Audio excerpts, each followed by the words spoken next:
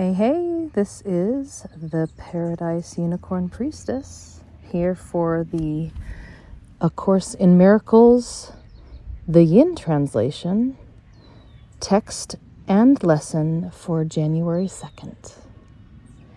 Thank you for joining me. And now, without further ado, here's the text reading for today, which is called Revelation, Time, and Miracles. Revelation induces complete, but temporary, suspension of doubt and fear. It reflects the original form of communication between God and her creations, involving the extremely personal sense of creation sometimes sought in physical relationships. Physical closeness cannot achieve it. Miracles, however, are genuinely interpersonal and result in true closeness to others. Revelation unites you directly with God. Miracles unite you directly with your sister. Neither emanates from consciousness, but both are experienced there. Consciousness is the state that induces action, though it does not inspire it. You are free to believe what you choose, and what you do attests to what you believe.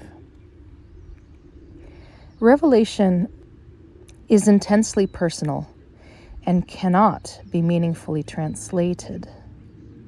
That is why any attempt to describe it in words is impossible. Revelation induces only experience. Miracles, on the other hand, induce action.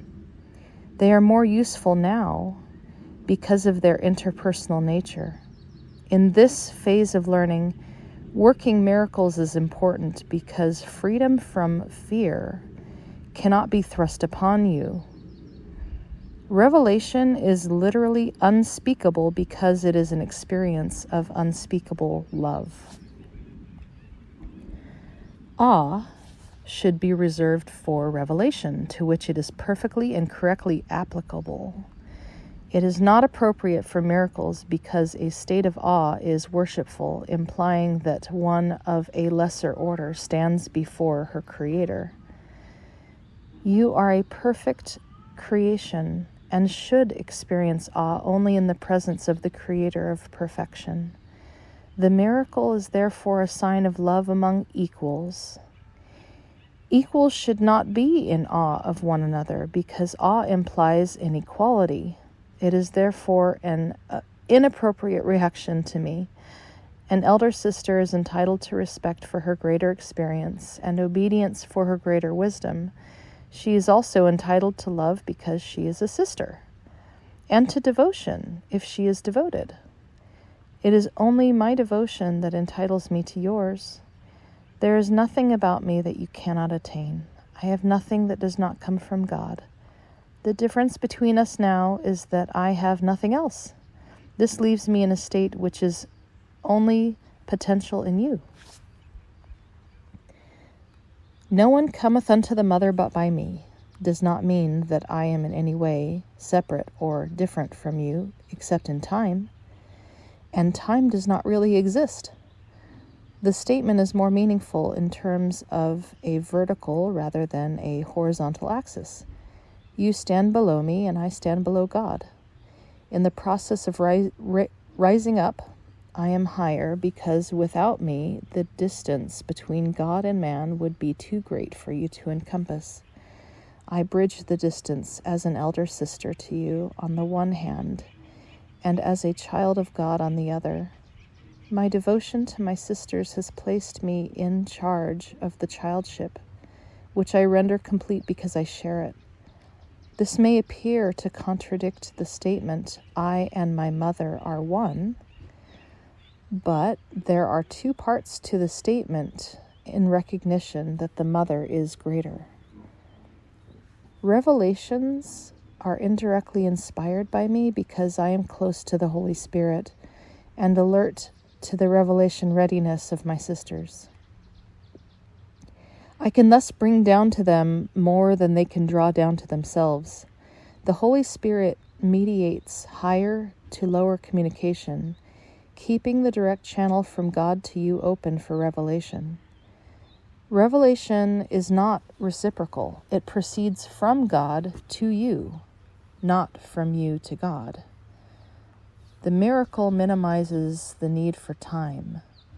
In the longitudinal or horizontal plane, the recognition of equality of the members of the childship appears to involve almost endless time. However, the miracle entails a sudden shift from horizontal to vertical perception.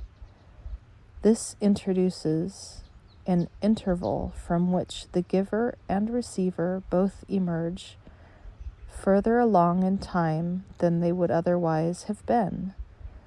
The miracle thus has the unique property of abolishing time to the extent that it renders the interval of time it spans unnecessary. There is no relationship between the time a miracle takes and the time it covers. The miracle substitutes for learning that might have taken thousands of years. It does so by the underlying recognition of perfect equality of giver and receiver on which the miracle rests. The miracle shortens time by collapsing it, thus eliminating certain intervals within it. It does this, however, within the larger temporal sequence. All right, that concludes the text reading for today. A reminder that the speaker of A Course in Miracles is stated to be the soul that was incarnated as Jesus.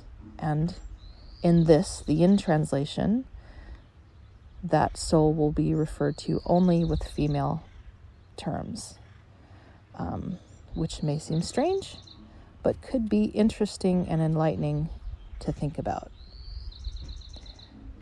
All right. Let's go on to the lesson for today, lesson 2. I have given everything I see all the meaning that it has for me. Oh, that's cute, it rhymes. The exercises with this idea are the same as those for the first one.